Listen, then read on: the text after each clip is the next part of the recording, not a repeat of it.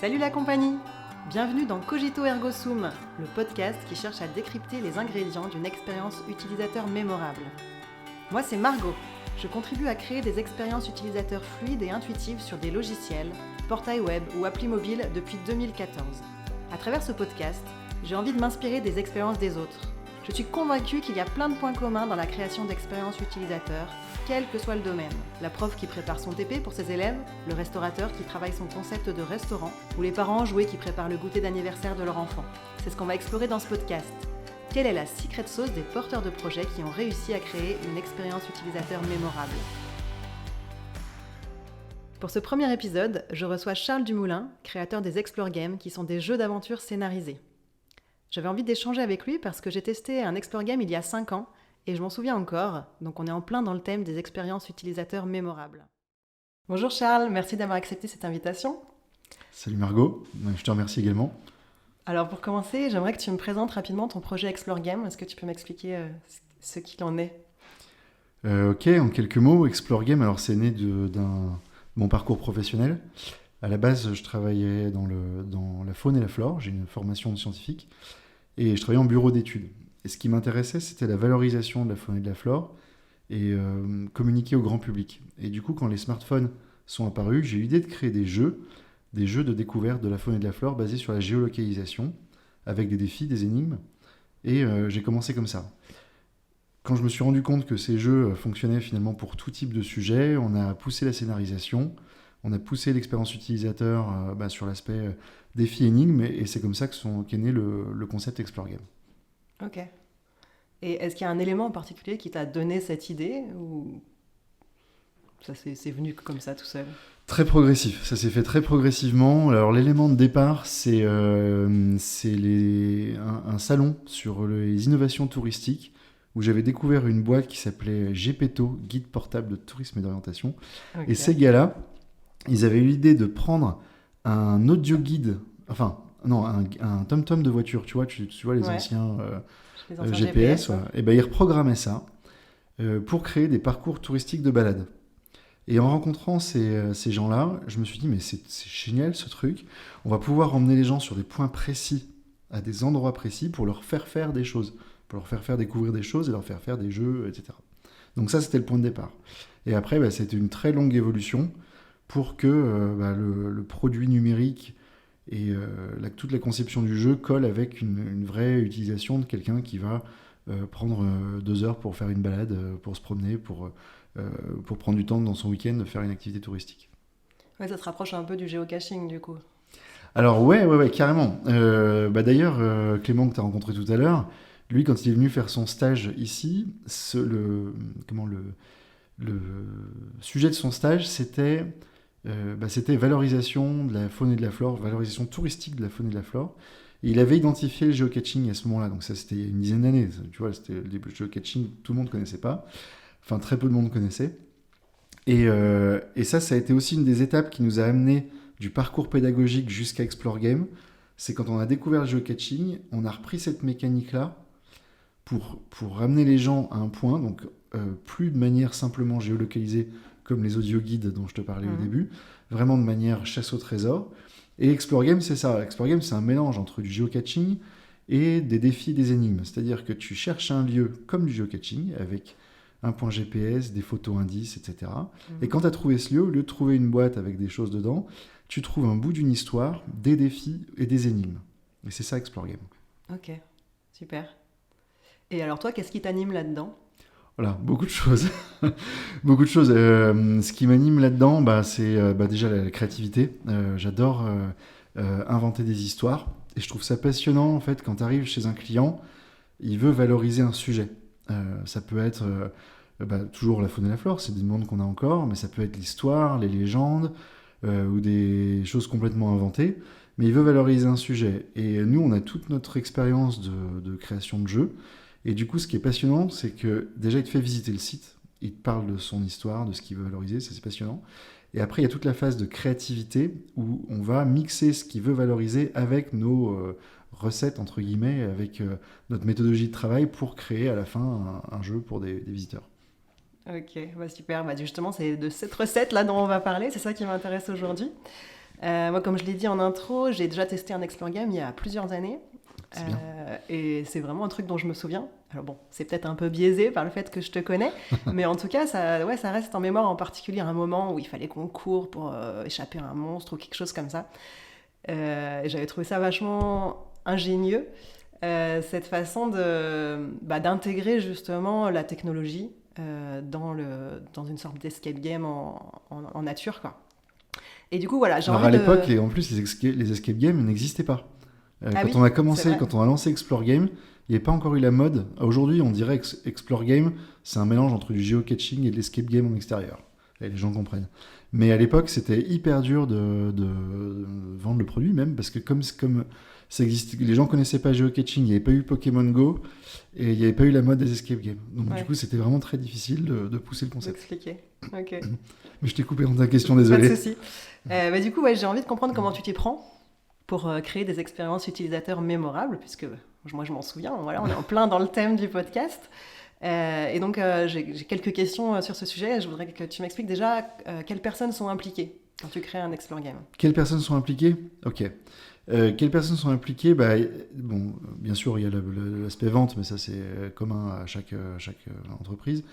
À partir du moment où un projet est validé, il passe dans les mains d'un chef de projet. Donc ça, c'est la personne clé qui va du début à la fin accompagner le client et accompagner tous les prestataires externes et les équipes en interne à la réalisation de l'Explore Game. Donc tout tourne autour du chef de projet.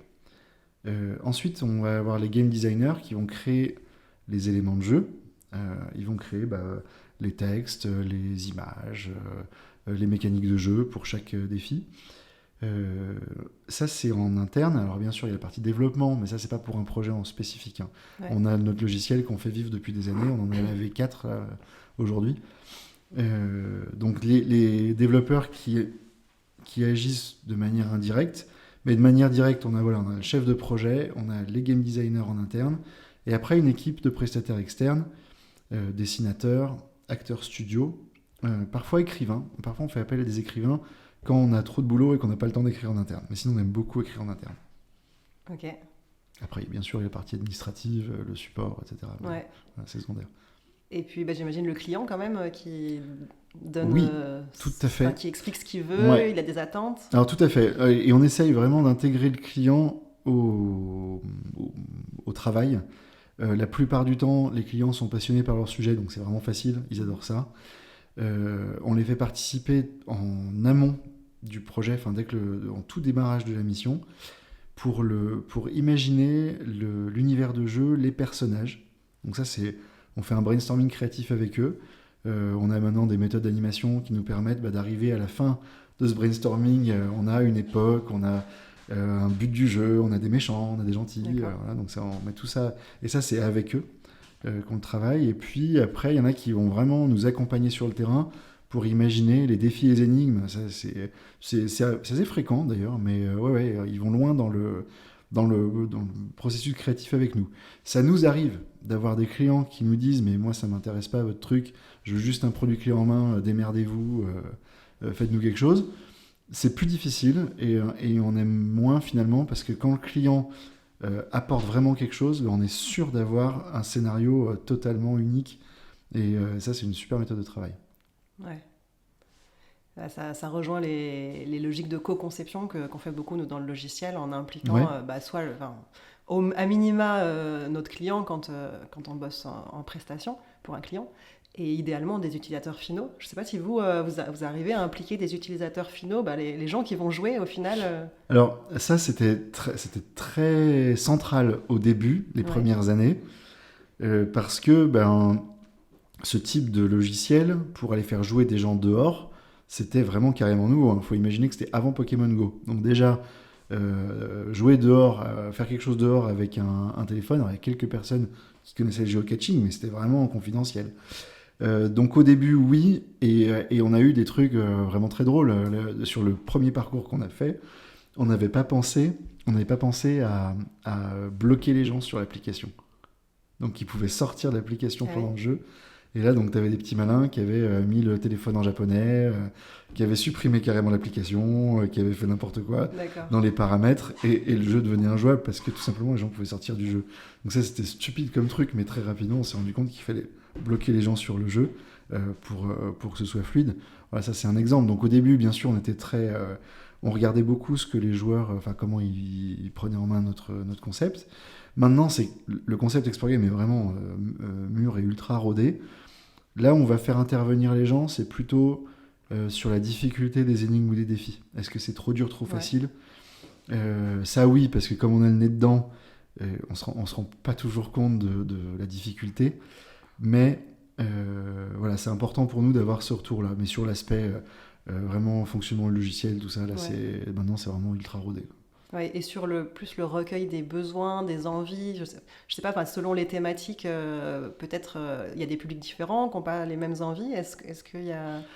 Les besoins, les envies, je veux dire, le besoin et l'envie principale d'un joueur, c'est de passer un bon moment. Ouais. Vraiment, il y a quelques projets qui sont à la marge où tu as une très forte thématique apprentissage, pédagogie. Mais sinon, c'est vraiment passer un bon moment, se détendre en famille. Alors ça peut être en famille, entre amis dans le cadre d'un enterrement de vie de célibataire. Il y a des adultes qui viennent sans enfants. C'est un public secondaire, mais qui est quand même très présent. Ou en équipe, ça peut être sur des séminaires d'entreprise. Mais c'est toujours passer un bon moment. Ouais. Voilà. Ok. Et est-ce que vous faites intervenir des experts métiers sur des thématiques, je sais pas, en histoire ou dans la faune et la flore Ah oui, bien sûr, sûr. Là, pour donner un exemple, on vient de décrocher ce matin un nouveau contrat avec le musée des Ursulines à Mâcon. Le musée des Ursulines, on va travailler avec les experts du musée qui vont nous dire faut mettre l'accent là-dessus, on va parler de ça, etc. Bien sûr. Okay. Alors c'est pas à chaque fois, mais c'est fréquent. Ouais. D'accord, ça marche. Et du coup, t'as déjà un petit peu parlé, mais c'est quoi les étapes du processus créatif ? Tu as parlé de brainstorming avec le client. C'est quoi les différentes étapes ? Alors, première étape, c'est la réunion de lancement. Ça, c'est vraiment tout ce qui va définir tout le jeu. Tu as un temps au bureau, en intérieur, où là, on va vraiment dire au client comment vous voulez qu'on distribue le jeu, c'est pour quel public, vous voulez travailler dans quelle époque, voilà, c'est tout le cadrage. Donc ça, c'est le démarrage. Ensuite, une fois que ça s'est fait, on va sur le terrain et on va se rendre compte du parcours. Déjà, est-ce que c'est pas trop court, trop long, là où la plupart du temps, ils ont déjà un lieu. Donc on se rend compte du parcours. Et après, c'est beaucoup par aller-retour. On va, par rapport à ce qu'on a dit en réunion de lancement, faire des esquisses de personnages qu'on va envoyer. Ils vont donner leurs remarques. On va renvoyer au dessinateur jusqu'à avoir les personnages finaux. On va commencer à écrire le pitch du jeu. Voilà, pareil, on renvoie. Ils valident à chaque fois. Après, une fois que tout ça s'est validé, on imagine les défis et les énigmes. Et une fois qu'on a le pitch du jeu, les personnages, les défis, les énigmes, là, on peut rédiger les textes du jeu. C'est comme une petite pièce de théâtre avec des dialogues. Ouais. Et ça, on va du début du parcours à la fin avec ces dialogues qui nous emmènent sur chaque défi. Et une fois que tout ça s'est validé, donc on a la maquette du jeu, là, on commence à créer les éléments de jeu, les éléments de défi, les images, les sons, etc. On compile tout à la fin. Et ensuite, on installe sur le terrain, on teste, et c'est parti. Ok, super. C'est marrant, tu utilises le terme maquette du jeu. Ouais. On fait beaucoup des maquettes d'écran dans mon métier. Et du coup, il y a vraiment cette étape où tu mets en place les choses avant d'être vraiment dans le développement, dans le...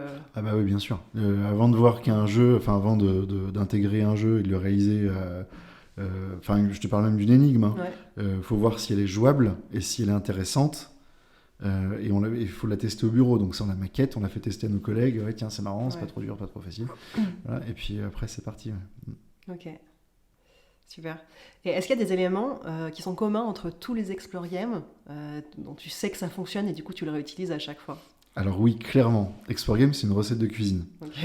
Ouais, vraiment. On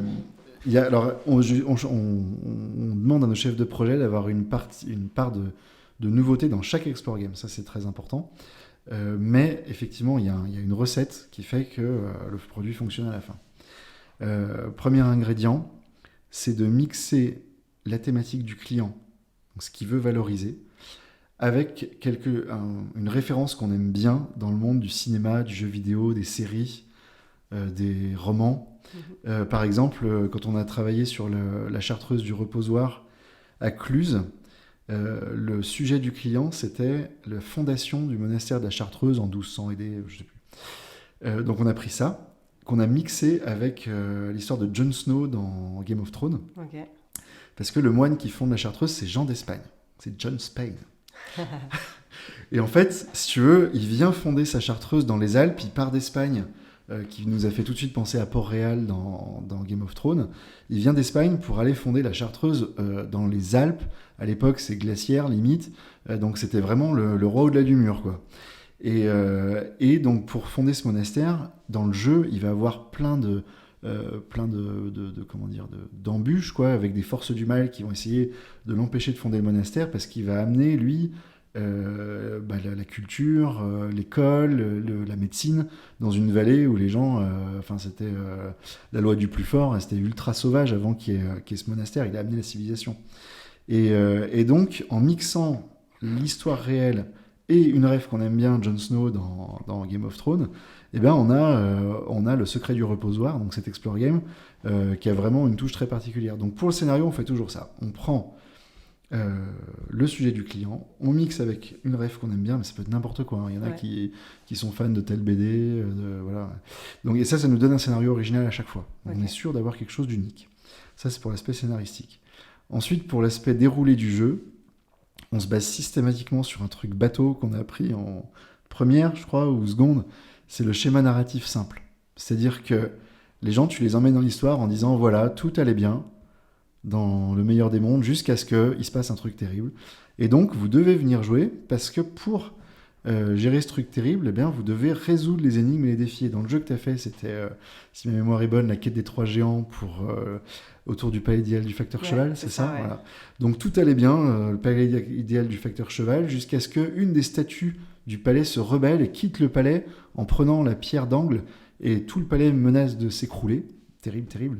Et donc, il y a même les 3 géants qui sont partis, les 3 géants du palais qui sont partis à la recherche de ce méchant. Et toi, tu dois aller aider les 3 géants à revenir au palais et à ramener la pierre. C'est pas la pierre d'angle, je sais plus quelle pierre. Enfin, la pierre centrale qui fait que le palais tienne à la fin. Donc, alors, on prend cette recette-là. Ensuite, les éléments communs, c'est qu'il y a 6 ou 8 défis en fonction du temps de jeu. On essaye pour chaque défi qu'il y ait une expérience utilisateur différente. Un défi de réflexion, un défi d'observation, de rapidité, de manipulation, d'écoute. Enfin, on essaye vraiment de faire des défis très variés pour surprendre et puis pour toujours renouveler l'intérêt à chaque défi. Et puis une conclusion.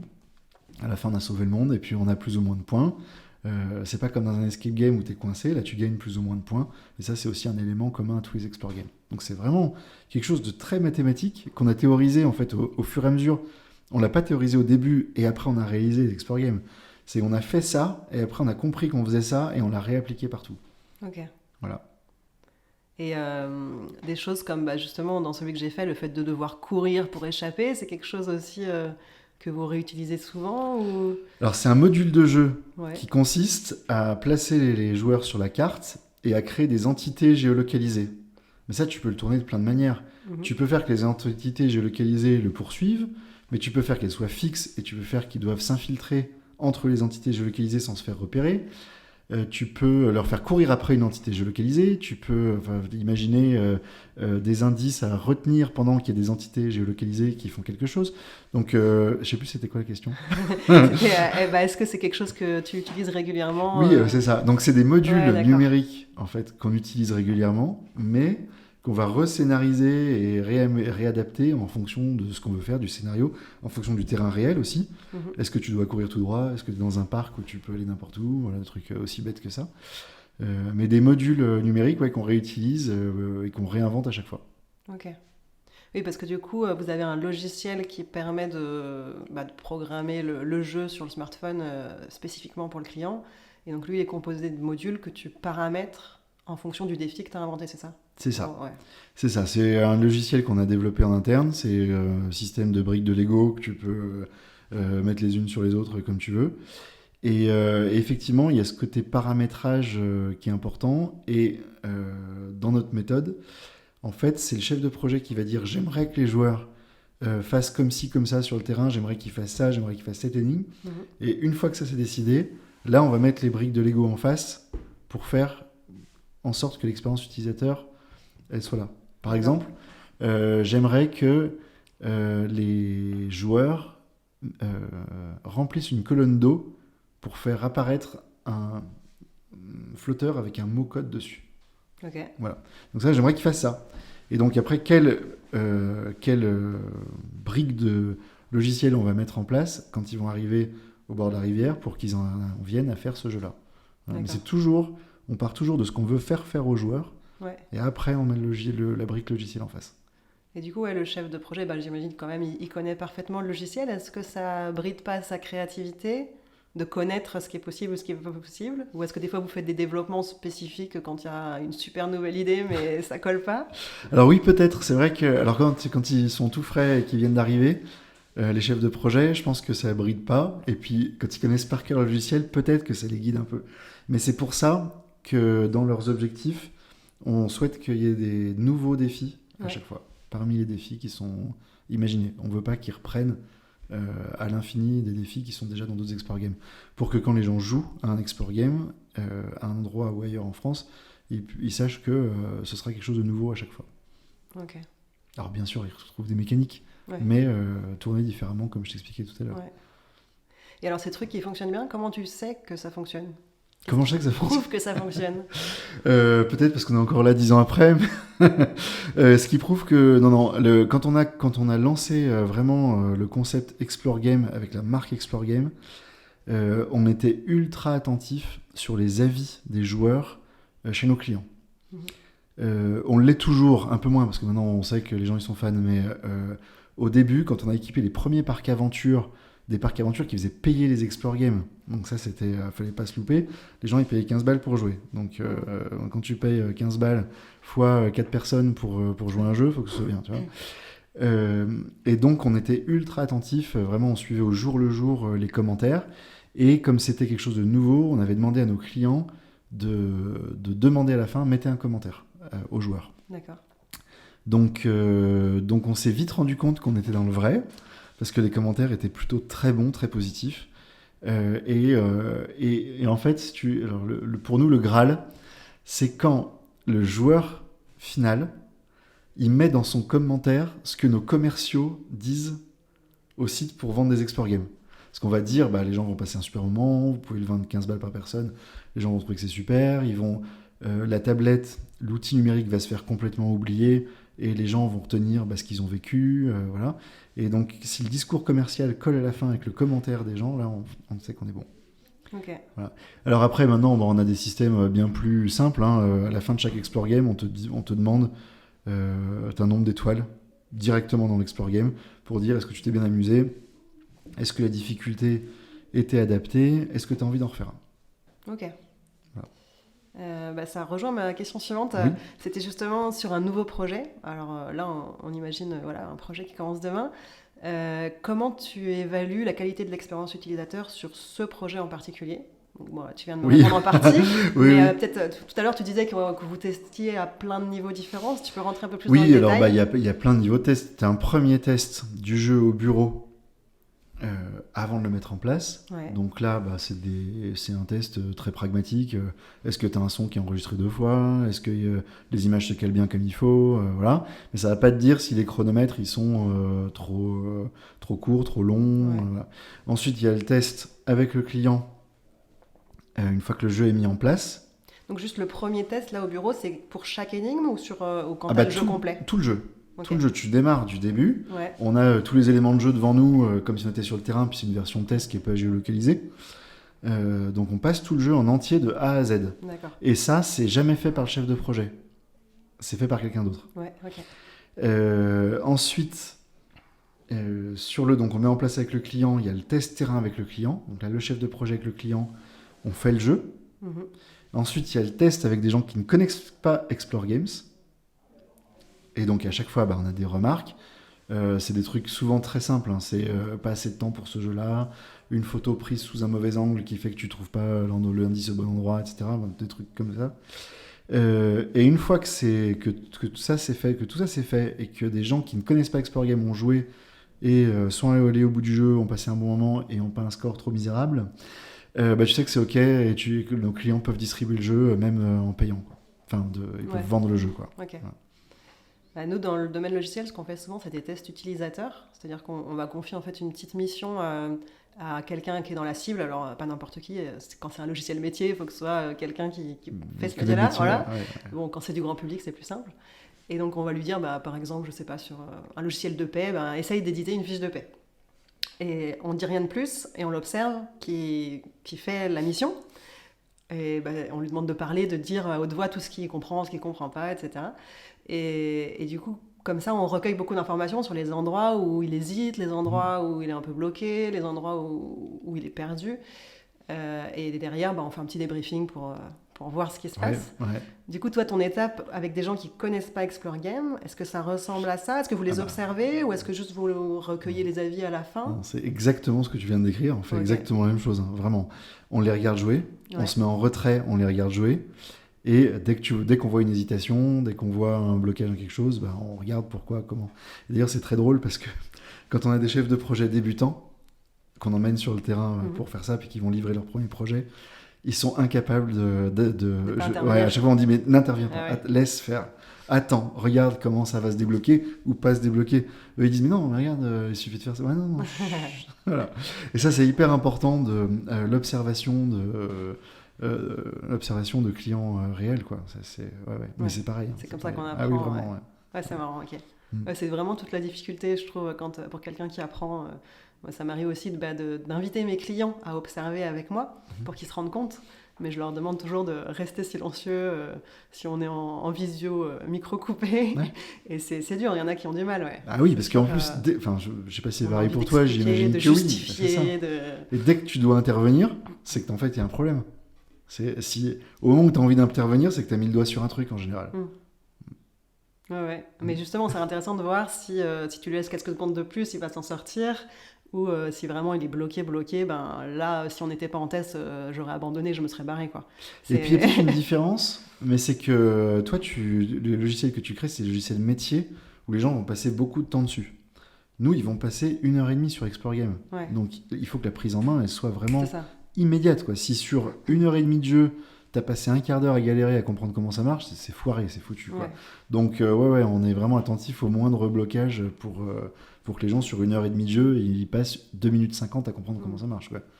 Ouais, c'est vachement intéressant ce que tu dis. En plus, moi, je travaille pas forcément que sur des logiciels métiers. C'est vrai que c'est un peu notre cœur de domaine, on va dire. Mais des fois, je bosse aussi sur des trucs grand public et on voit que c'est pas du tout la même approche. Et justement, il y a cette nuance-là. Est-ce que dans un cas, tu vas favoriser le fait d'être efficace, même si la courbe d'apprentissage elle est un peu plus longue, alors que pour le grand public, il faut vraiment les prendre par la main et que ce soit hyper fluide, qu'il n'y ait aucun bâton dans les roues, sinon on sait qu'on perd les gens, quoi. Et en plus, dans le milieu du tourisme, tu fais face à des gens qui ont peut-être un bac plus 5 ou plus, mais qui ont posé leur cerveau, parce que là, c'est samedi après-midi, j'ai pas envie de me prendre la tête. Donc, ils sont en mode... loisir pur. Ah oui, faut que ce soit fluide. Okay. Parfaitement fluide, Cool. On s'approche de la fin. Est-ce que tu mesures si les participants reviennent ou s'ils recommandent Explore Game autour d'eux? Alors, il y a cette mesure avec les étoiles, effectivement, où on leur demande ce qu'ils ont envie d'en faire un deuxième. Après, on ne sait pas si vraiment ils en font un deuxième. On ne le mesure pas parce qu'il faudrait peut-être que nos clients demandent est-ce que vous en avez déjà fait ou pas. Mais on a de plus en plus des retours de clients qui ont des joueurs qui disent avoir déjà fait des Explore Games. Ouais, ça, c'est quelque chose qui est... Alors, le concept Explore Game, il est devenu... il n'est pas connu du grand public, ou très peu. Il commence à être connu dans le monde du tourisme, et ça fait 3 années de suite où là, il y a vraiment pas mal de joueurs. Quand je dis pas mal de joueurs, c'est plus de 100 000 joueurs d'Explore Game par an. Là, on en est à 130 000, je pense qu'on va s'arrêter à 150 à la fin de la saison. L'an dernier, il y en avait 120. L'année d'avant, 100 000 à peu près. Et puis les années d'avant, il y avait, je sais pas, 30 000 ou 40 000 joueurs d'Explore Game sur toute la France. Ah oui, ça fait un bond. Ouais. Ça fait vraiment un bond. Mais voilà, c'est pas connu du grand public, donc je sais plus. J'ai encore perdu la question, désolé. Est-ce que tu mesures si les participants reviennent ou s'ils en parlent autour Ouais, donc voilà, donc il y a des gens qui revenaient sur Explore Game. Jusqu'à maintenant, c'était rare. Aujourd'hui, ça arrive vraiment de plus en plus et les clients nous disent, il y a des gens qui l'ont déjà fait et qui reviennent. Ouais. Avec la multiplication des lieux, ouais, forcément. Ok. Et est-ce que ça vous arrive d'adapter un scénario qui est déjà en place depuis un petit moment et de le changer ? Oui, fréquemment. Alors, c'est souvent des micro-adaptations. Je sais pas, un arbre qui est tombé, donc il faut changer une photo, quelque chose qui a été dégradé, qu'il faut recacher un peu mieux pour pas que ce soit vu, des micro-adaptations. Mais il y a peu ou pas d'adaptation majeure, parce que quand un client souhaite faire une adaptation majeure de son Explore Game, en fait, en général, il va créer un nouvel Explore Game. D'accord. La suite de l'histoire, ou une histoire totalement différente. Mais il conserve, et ça, tu vois, c'est marrant, parce que les premiers Explore Game vraiment sous ce concept-là, on les a fait il y a peut-être 7 ans, un truc comme ça, peut-être même 8 maintenant, et ils sont encore en place chez les clients. Il y en a, ça fait 7 ans que ça dure, et ils en ont fait des nouveaux, mais il y a toujours des gens qui n'ont pas fait le premier Explore Game, donc ils le gardent. Ok, ouais. Ouais, du coup, si on rapproche ça du domaine logiciel, c'est... En gros, on ne ferait pas une refonte globale du logiciel. Par contre, on pourrait rajouter des nouvelles briques, quoi, ou un nouveau logiciel à côté qui va aller plus loin. C'est pas tout à fait ça, parce que les refontes globales du logiciel, quand on les fait pour tout le monde. Oui, de votre côté, donc, vous, c'est sur votre logiciel et vous. Mais si je compare la partie jeu des Explore Games avec le domaine logiciel, je comprends. Parce que nous, dans notre domaine, alors c'est peut-être parce que c'est pas encore assez vieux, peut-être qu'au bout d'un moment, tu vois, Jon Snow, on l'aura tous oublié, et du coup, il faudra refaire un jeu. Mais c'est vrai que moi, je travaille souvent sur des logiciels qui ont été développés il y a 10-20 ans, et du coup, c'est trop vieillot en termes d'ergonomie, de design, même de code, et du coup, ils font une refonte des fois pour le développement, parce que le code est plus maintenable, mais ils en profitent pour retravailler l'ergonomie et le design. Et du coup, on repart de zéro, quoi. Et vous, a priori, c'est toujours pertinent le premier jeu, en tout cas avec 7-10 ans de recul, le premier jeu est toujours pertinent. Oui, après, c'est une chasse au trésor, un jeu d'aventure. Ouais. Donc, chasse au trésor, jeu d'aventure, c'est un truc qu'on n'a pas inventé. Hein. Avant, c'était sur papier, et puis même aujourd'hui, tu as des très bons jeux aussi sur papier. Hein. Donc, peut-être, oui, bien sûr, qu'une fois que le truc a tourné, je sais pas, 10 ans ou plus dans un site touristique, peut-être qu'ils passeront à autre chose, certainement. Parce que le monde du tourisme est un monde qui a besoin de se renouveler énormément. Donc il faut toujours proposer la nouveauté de l'année, etc.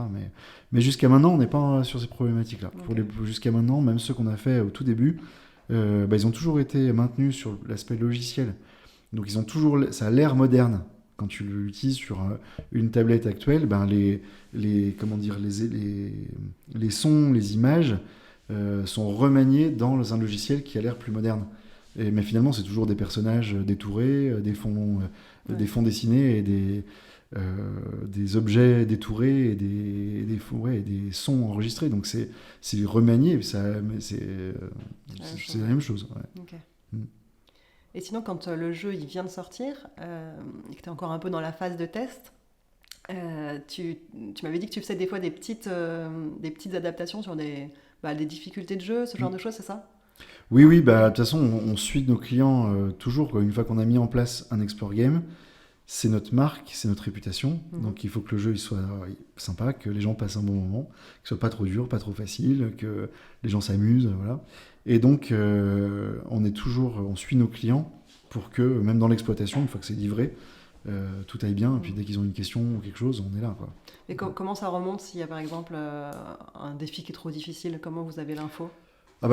Soit ils nous le disent, parce qu'à l'accueil, les gens reviennent en disant « Ah, ce défi-là, il était trop dur. » Alors, 1 fois, 2 fois, 3 fois, 4 équipes, tu as compris que ce défi-là, il est trop dur.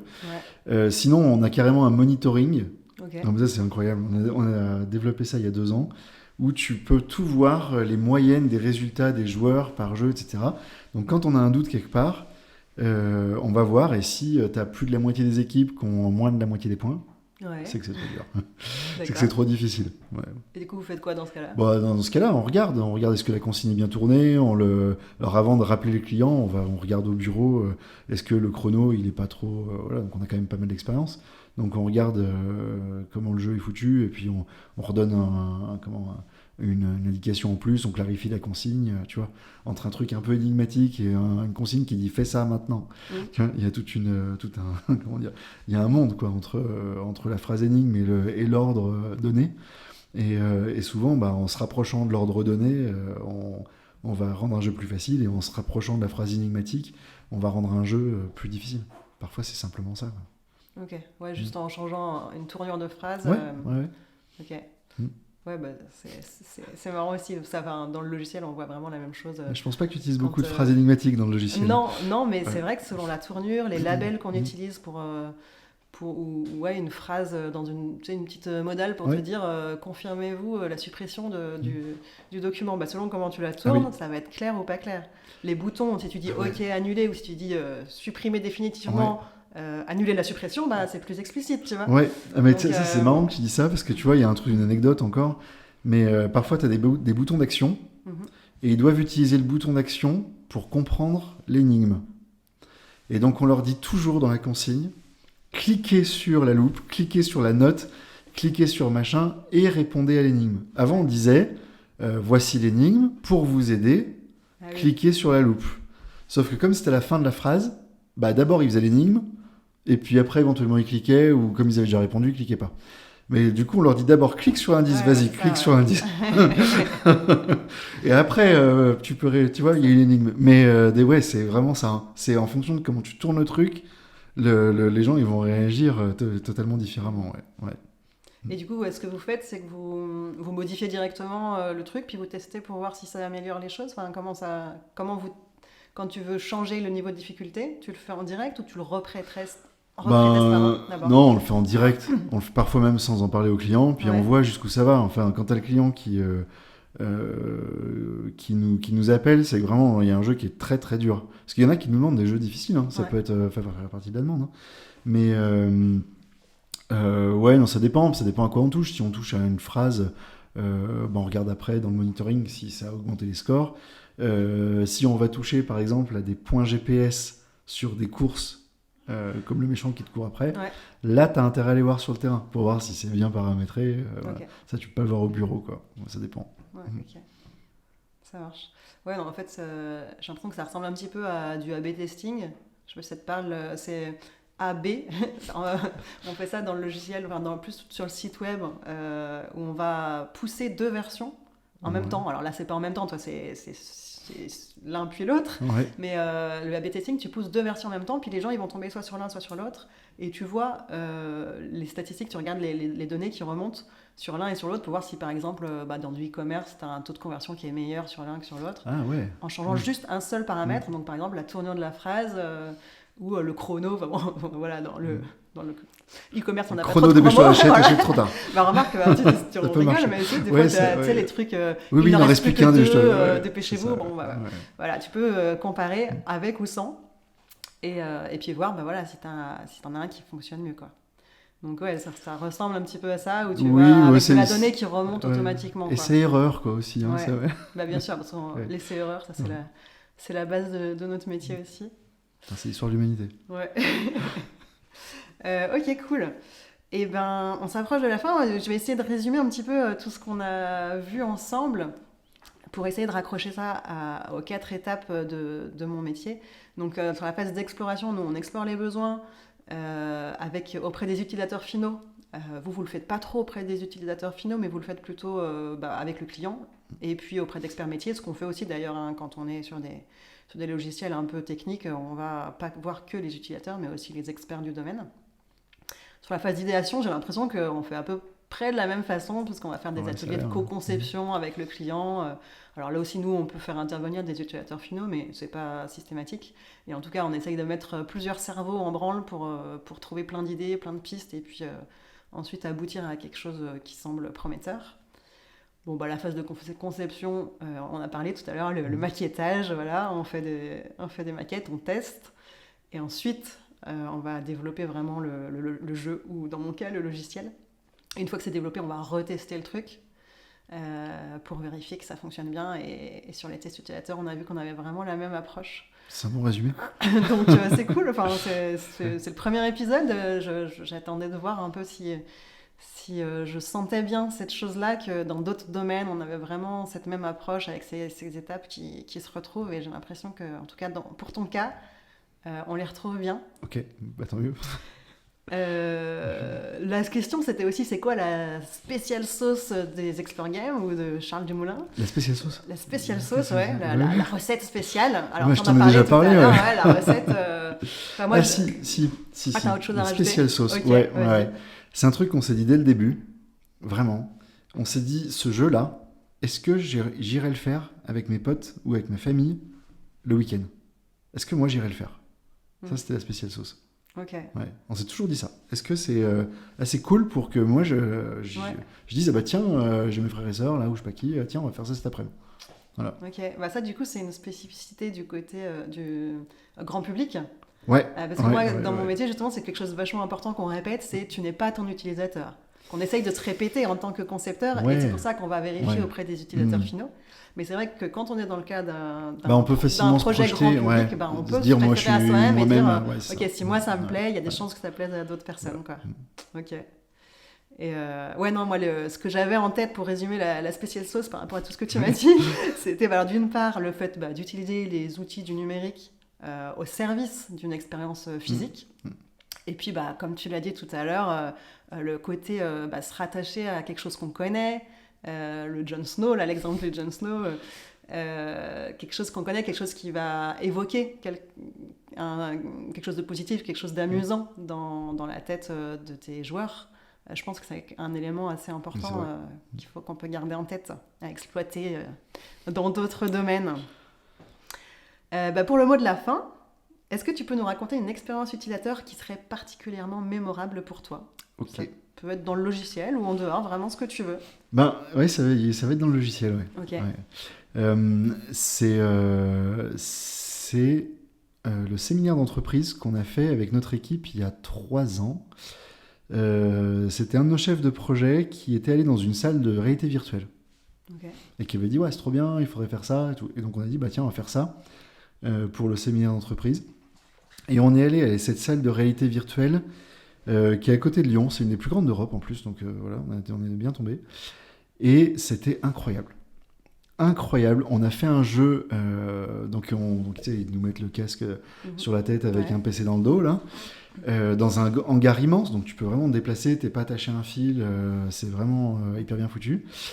Et là, c'était un jeu qui était très proche de Starship Trooper, un vieux film des années 98, là, par là, où tu étais sur le toit d'un bunker et tu devais défoncer plein d'extraterrestres qui venaient t'attaquer en attendant qu'il y ait un hélicoptère qui vienne te sauver, tu vois. Et donc, le toit du bunker, c'était la taille du hangar. Il y avait c'est 300 mètres carrés, 400 mètres carrés, c'est immense. Mais dans le casque de réalité virtuelle, toi, tu voyais que le toit du bunker et l'immensité du désert avec les extraterrestres qui venaient t'attaquer, tu vois. Et là, c'était incroyable parce que c'était vraiment un rêve d'enfant, être plongé dans le jeu vidéo. Il y avait des films comme ça quand on était gamin ou ado, où tu rentrais dans le jeu vidéo. Et là, c'était incroyable. Et alors ça m'a fait un choc. Du coup, alors j'ai craqué, j'ai investi dans le matos, un PC de compète et un casque Oculus. Et maintenant, je fais encore du jeu vidéo sur écran plat, mais ça devient très rare. Je fais quasiment que du jeu en VR et vraiment, j'adore ça. Je vais insister sur le fait vivre un rêve de gosse, notamment un jeu Star Wars où tu pilotes des vaisseaux de Star Wars, donc tu as ton casque, mais tu es assis dans le X-Wing, quoi. Ouais. C'est un truc de fou. Alors, faut passer les quelques premières heures où tu as envie de vomir, mais une fois que tu t'es habitué, tu peux vraiment jouer de manière très agréable. Et ça, ouais, c'est vraiment une expérience vraiment dingue, je trouve, qui transforme l'expérience de jeu vidéo. C'est exceptionnel. Ouais, donc dans ce cas-là, le côté mémorable, il est lié au côté immersif de l'expérience. Le jeu où tu conduis des vaisseaux Star Wars, mais c'est fou. Et puis, au niveau des graphismes, c'est vraiment super bien fait. C'est fabuleux. C'est fabuleux. Ok, super. Et pour la dernière des dernières questions, si tu écoutais ce podcast, j'espère que tu l'écouteras, quelle personne tu aimerais que j'interviewe? Donc, quelle personne t'aimerais entendre raconter sa vision de l'expérience utilisateur, comment il crée des expériences utilisateurs mémorables? Excellente question. Alors, ça va être un peu décalé, puis ce ne sera pas dans le numérique. Ok. Je voudrais que tu interviewes Damien Saiz. Ça, c'est un chanteur qui était très connu, pareil, dans les années 2000, pour Jeune et Con. Mais il a beaucoup évolué et dans ses textes et dans sa musique, alors, ça ne concerne que moi, je parle que pour moi, mais je trouve qu'il fait vivre une expérience utilisateur parce qu'il t'emmène dans une réflexion qui souvent est vraiment très en décalage avec toutes les réflexions bateau banales qu'on peut avoir aujourd'hui. Et il chatouille quoi, dans ses textes. C'est un peu dark, hein, c'est sûr, hein, c'est un peu tous crevés, voilà, mais ça, faut faire la part des choses. Et je trouve qu'il fait vivre une expérience utilisateur. Alors, est-ce qu'un artiste peut faire vivre une expérience utilisateur ? Je pense que oui. Est-ce qu'on peut dire qu'on utilise sa création artistique, sa chanson, son tableau, je ne sais quoi, ça reste une question. Okay. Super, ça tombe bien parce que le prochain épisode, on a déjà une date pour un prochain enregistrement. Tu vas interviewer Damien Saiz? Non, malheureusement, okay. Mais ce sera quand même super. Ce sera avec une autrice de BD, de bande dessinée. Et je suis convaincue comme toi qu'il y a une notion d'expérience utilisateur dans l'art, que ce soit avec un objet comme un livre ou même avec de la musique. Donc j'avais pas pensé à la musique, mais je me le note. Ça peut génial, être intéressant. Je regarderai ce podcast avec grand intérêt. Super. Je te remercie Charles, c'était super intéressant, vachement enrichissant. J'espère que c'était un bon moment pour toi aussi. Merci Margot, un très bon moment vraiment, c'était très sympa. Merci d'avoir écouté le podcast Cogito Ergo Sum. Vous pouvez le retrouver sur toutes les plateformes d'écoute. Pour ne pas louper les prochains épisodes, n'hésitez pas à me suivre sur X ou LinkedIn. Si vous voulez réagir ou me suggérer des personnes à interviewer, vous pouvez le faire sur mon mail margot.cogito@gmail.com ou me contacter via les réseaux sociaux. Vous trouverez en description de l'épisode des liens pour en savoir plus sur mon invité et son activité. Rendez-vous le mois prochain pour un nouvel épisode.